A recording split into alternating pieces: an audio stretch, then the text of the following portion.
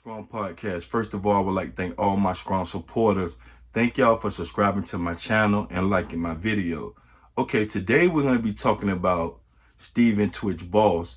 Where Stephen Twitch Boss was a DJ and a co-producer for The Ellen Show. If y'all don't know, The Ellen Show was a popular daytime show and it went on for years and years, and The Ellen Show was really successful. Well, unfortunately, Twitch Boss, came to his demise in December 13, 2022. Couldn't nobody find Twitch Boss. So his wife Allison and, a lot of family members, they was worried because it wasn't no sign of him. He didn't, couldn't nobody get in touch with him. So later that night, they found him in a hotel room with a gunshot to his head. Apparently it was a suicide. But a lot of people was thinking that, it was a little suspicious because like this guy Twitch, man, everybody loved Twitch. Like he was real successful. He had a family, and he just was a really happy and kind person. So when they found him in the hotel, apparent suicide, it took the world by storm. A lot of people was really sad about that day. But his wife, Allison Holker, like she just basically just was acting weird when they found him in the hotel. Like when they showed pictures of her, like, let me ask y'all a question. Like if you was married to somebody and you had kids by them and they, if they committed a suicide, when you be like so sad and crying, I know everybody can handle their pain different ways, but just the type of person he was, you know what I'm saying? Like to go through something like that with a kind, happy person that you love, like you gonna crack a tear and just, unless it was something else, which it is so suspicious. So yesterday, his wife, Allison Holker, she comes out on a interview and drop a bombshell. Like this man been dead for like 2 years. He was buried in January 4th, 2023. Here it is, 2025. Now you want to do an interview and come out with a story that before, when you was trying to find clothes for him for his funeral, you went in the closet and you went into one of his shoe boxes, one or two of his shoe boxes, and you found like mushrooms and all types of pills and stuff like that. And now you talking about you had to Google it to see what type of pills they was. Why would you come out with that type of private information, which I think is just a whole bunch of lies? Because the only reason why I think she came out with that story that this guy was doing all types of drugs is because she is promoting a new book. You know what I'm saying? Like she's promoting a new book, and that whole interview, it was about her and her family. Why you ain't tell the story about when his family went to the funeral, you made them sign NDAs? Why you ain't tell that part of your story? Why you ain't tell the part where you was treating his mama like garbage? Because today,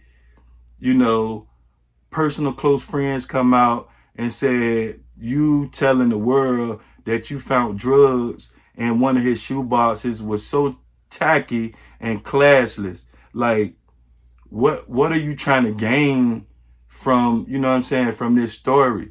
I think you're trying to sell this book. But not only that, you get up here on this interview and you say that, you basically had a talk with the kids about Twitch, but y'all basically trying to move on, like get rid of pictures, and you don't want to honor him in public because you don't want, the public keep, looking at you and the kids as the family that was with Twitch or Twitch's ex-wife. You just want everybody to look at you in the public as you as your own individual. That's cool. But when you love somebody you supposed to tell your kids how good of a dad he was, how good of a person he was, how kind he was, so they could pick up some of the same traits from them. I think this lady is just a narcissist. And then she gonna have a nerve to say, you say you don't want to honor him in public, but like I said, you want to tell about all the drugs, but you want to honor your new boyfriend, which I think you probably was messing with him before Twitch even died, because you're gonna get on a live national TV show and in an interview and say that you with this guy, and you feel like y'all been in love. This the third time y'all been in love. So what you telling me is you've been in love with him before and you've been messing around with him. That's why the police need to get on their fucking job and investigate this case more, because something is behind this narcissist lady. She's a narcissist, man. And it's all about her. You know what I'm saying? Like, for to make his mom, which dove his part of the family is probably suffering way more than you, because you are like you don't even care anymore. You just out to make money. And you gonna make his family sign an NDA, a non-disclosure agreement? What the fuck is wrong with you? Like, are you crazy? Something is really wrong with this lady, man. But I want y'all to get in the comment section, man. And I want y'all to tell me what y'all think about Allison Hooker. I don't call her Allison Holker. I call her Allison Hooker, because you didn't even give this man time enough to, go to heaven or hell before you got in a public relationship. But you don't want to honor Twitch. As good of a person that he was, you don't want to honor him. You only want to throw dirt on his name and his legacy by saying you found drugs, mushrooms, and pills in a shoebox when you was trying to get him a suit for the funeral. How dirty is you? Matter of fact, I'm willing to ask to see the drugs in the shoebox. I can't take your word for nothing, man, because it's all about $1 for you. It's all about $1 for you, and you treated Twitch family like some shit.